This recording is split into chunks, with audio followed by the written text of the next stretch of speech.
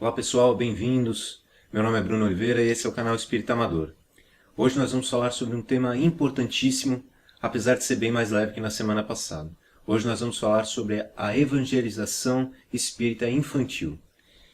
Sabe pessoal, todos os que chegaram ao espiritismo pela dor ou que já passaram por momentos de extrema tristeza, aqueles que já enfrentaram grandes doenças, momentos de desespero, de términos de relacionamento, de crises financeiras muito graves, ou aquelas pessoas que realmente sentiram a necessidade de procurar alguma coisa que desse sentido às suas vidas, que fizesse a nossa vida ter um sentido, sabem que acreditar em Deus, ter a consciência de que somos espíritos imortais, saber que a jornada é longa e nós ainda vamos ter muitas vivências, são conhecimentos que mudam a nossa vida. E se soubéssemos disso tudo antes, não teríamos conseguido evitar muitos sofrimentos? Será que não teríamos reagido diferente frente aos desafios, frente aos obstáculos, aos resgates que nós enfrentamos na nossa vida? E por que não ensinar um pouquinho dessas coisas que nós já aprendemos às nossas crianças? Até porque o Espiritismo preza pelo raciocínio lógico, pelo questionar, pelo raciocinar. E isso hoje em dia é tão difícil. Pessoas que façam essa análise completa dos fatos é tão difícil. E o Espiritismo incentiva tudo isso, o aprendizado, o estudo, o conhecimento de forma geral, não só sobre o Espiritismo, mas sobre tudo e sobre todas as outras religiões. As crianças hoje vivem bombardeadas de informações que vêm de todos os lados. Essas informações precisam ser questionadas, raciocinadas e transformadas em conhecimentos úteis, senão elas não têm sentido.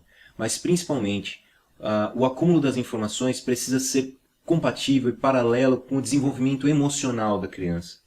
Senão, esse excesso de informações sem um emocional saudável pode trazer para a criança várias síndromes, problemas emocionais graves, e isso tudo deixa de ter o menor sentido. Como diz o médico psiquiatra, professor e escritor brasileiro Augusto Cury, nós precisamos criar crianças e adolescentes para serem pensadores e não servos. Olha que frase marcante, pensadores e não servos.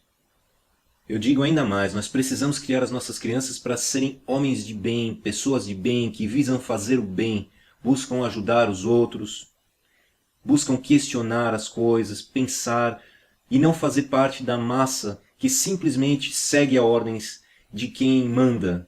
Então hoje em dia nós temos uma grande massa que segue líderes políticos, patrões das empresas sem saber o porquê, líderes religiosos, em nome de qualquer coisa que a pessoa diga, a pessoa não raciocina, ela simplesmente segue. Que as nossas crianças não sejam essas que apenas seguem cegamente uma palavra, mas aquelas que vão pensar, que venha uma nova geração de pessoas que analisa os fatos e que pode tomar decisões melhores, sem depender de alguém que seja o líder e que comande a tropa. E nesse contexto o Evangelho no Lar é importantíssimo. Nem muito curto, que não agregue nada, que não agregue os valores necessários, e nem muito longo, que enjoe. E se houverem crianças nesse contexto, é mais importante ainda que os pais possam utilizar a linguagem correta, utilizando livros feitos para as crianças. Porque senão, se nós usarmos livros de adultos, livros normais, as crianças não entendem, começam a enjoar, não entendem bem a mensagem e perdem o interesse no Evangelho. No passo que se a gente usa livros adequados a cada faixa etária, elas se sentem parte, conseguem entender a linguagem, conseguem entender a mensagem e absorvendo melhor elas participam com mais gosto. A doutrina espírita é riquíssima em literatura e a doutrina espírita infantil também. A literatura espírita infantil é fantástica. Nós temos livros de história, livros de mensagem, livros para pintar, livros de atividade, livros doutrinários adaptados à linguagem das crianças. Todo tipo de literatura que ajude tanto no Evangelho no Lar, quanto em outros momentos, momentos de diversão, em que a criança possa ter contato já com a doutrina espírita. Eu trouxe alguns exemplos para mostrar para vocês. Os 3 primeiros livros que eu vou mostrar fazem parte de uma coleção lançada pelo nosso grande cartunista brasileiro Maurício de Souza, que, entre outros personagens, criou a Turma da Mônica e, junto com seus colaboradores, Luiz, Ru Rivas e Alan Mitchell, trouxe para a gente toda uma adaptação da doutrina espírita utilizando os personagens da turma tão conhecidos. Então nós temos aqui O Pequeno Evangelho, é um livro muito interessante para o Evangelho no Lar. Eles encontram o primo André, que é um primo distante do Cascão, e esse primo, que é espírita, traz conhecimentos diferentes para a turma, usando as histórias que eles têm, que a própria turma tem, lembranças de passagens entre eles, e o primo André mostra que em todas essas algum aprendizado dentro do espiritismo se retira. Então é muito legal, muito interessante ver como se coloca em cada situação a gente pode absorver alguma coisa referente ao espiritismo. O segundo livro da coleção é esse daqui, Magali em Outras Vidas. Esse livro coloca para a gente a premissa básica do espiritismo, que é a reencarnação. E é muito interessante ver que já no prefácio eles fazem um questionamento. Não seria interessante descobrir o porquê que o Cebolinha troca as letras, o porquê que o Cascão tem medo de água e a Magali come tanto? Seria muito legal, não seria? Será que o livro responde? Então, é mais um livro muito legal. E esse aqui foi o que eu recebi há pouquíssimos dias. É o Chico Xavier e seus ensinamentos. Também faz parte dessa coleção do Maurício de Souza. Eles encontram novamente o primo André, e o primo André tinha acabado de comprar um livro falando sobre o Chico Xavier. E da mesma forma a turminha vai falando situações em que eles viveram, momentos de interação entre eles, histórias antigas, e o primo André vai mostrando que o nosso grande Francisco Cândido Xavier deixou mensagens que se adequam a cada uma das situações. Mensagens lindas e que fazem todo o sentido para as situações expostas. Isso é interessante para as crianças, principalmente, porque mostra que nas situações do cotidiano e da vida delas, existe o porquê daquela mensagem, ela se enquadra em algum lugar, não é uma frase bonita perdida no nada. Eu trouxe outros 2 exemplos para vocês verem. Ambos são da escritora Laura Bergalo, ganhadora do Prêmio Jabuti de 2007. Ela fez algumas adaptações dos livros doutrinários. Então nós temos aqui o Livrinho dos Espíritos, que traz exatamente o que traz no Livro dos Espíritos, de uma forma resumida, de uma forma mais simplificada, com uma linguagem bem acessível aos nossos jovens. Então é um livro realmente para ser lido, talvez não no Evangelho no Lar, porque é um livro de leitura, um livro não de mensagens como os da Mônica, mas é bastante interessante aos nossos jovens. E tem o Evangelinho segundo o Espiritismo. Muito legal, gente. Vou confessar para vocês que eu li o Evangelinho antes de ler o livro do Evangelho segundo o Espiritismo de Kardec, e quando eu fui ler o livro original, para mim foi muito fácil, porque as mensagens são muito próximas, muito... O livrinho, o Evangelinho, ele é muito acessível, a linguagem é muito tranquila, você lê muito rápido e absorve bem o que está sendo dito. Na hora de ler o Evangelho segundo o Espiritismo de Kardec, tudo entra muito mais fácil, porque você já conhece aquela mensagem de alguma forma.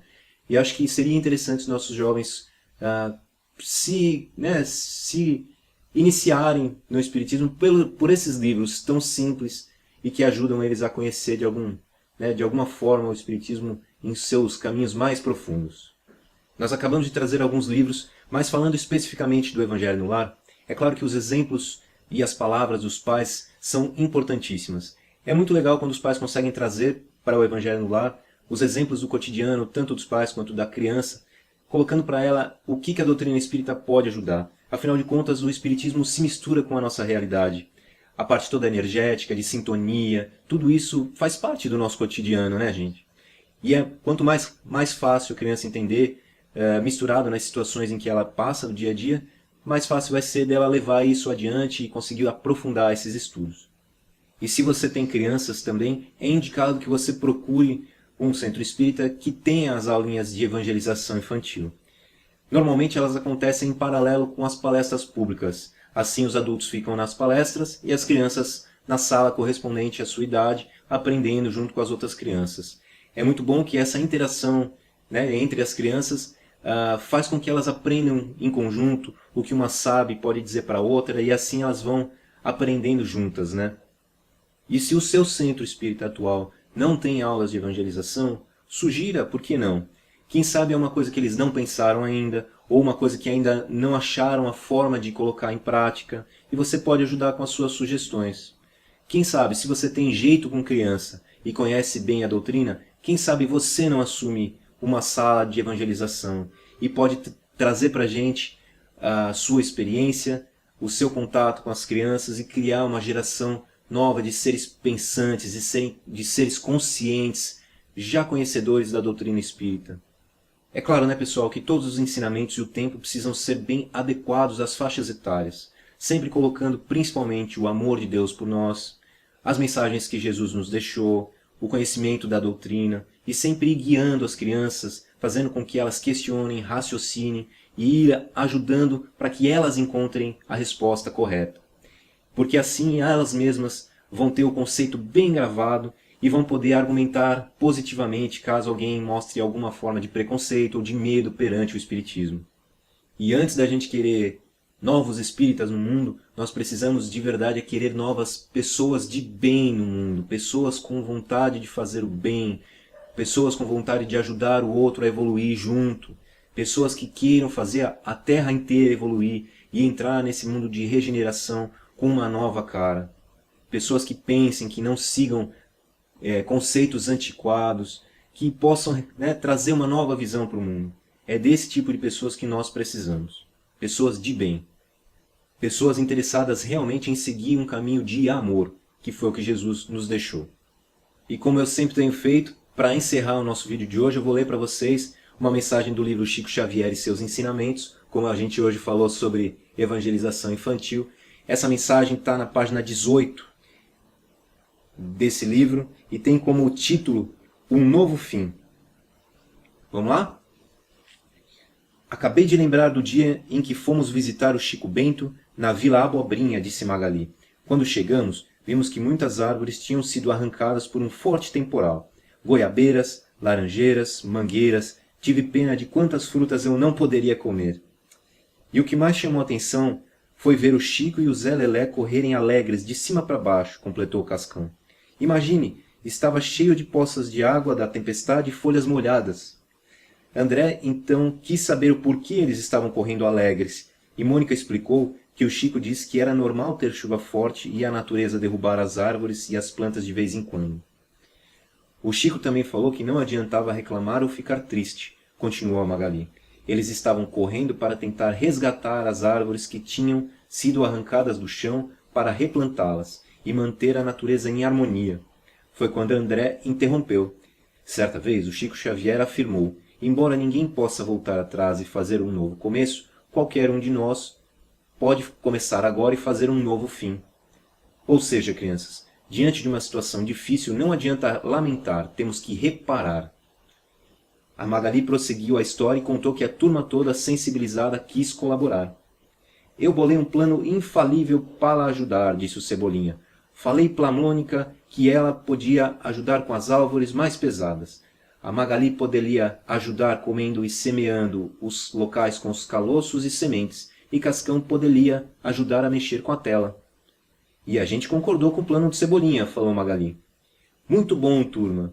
De um Chico para outro Chico, mesmo sem saber praticar um bom ensinamento e ajudaram a natureza, concluiu André. Vocês veem como a mensagem é simples, como a mensagem é compreensível, mostrou o ensinamento que o Chico Xavier nos deixou? Mostrou, mas mostrou o ensinamento aplicado a uma realidade das vivências das crianças e que pode vir a acontecer.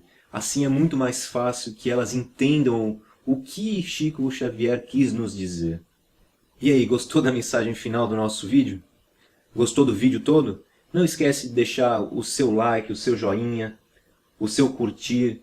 Clica ali no botão para cima, no polegarzinho para cima. Você vai estar ajudando bastante o nosso canal a ter continuidade. Se você vem gostando dos conteúdos que a gente vem postando, então se inscreve no canal. Se você quiser receber a notificação de que saiu vídeo novo, clica naquele sininho que fica do lado do inscrever-se e você vai receber por e-mail.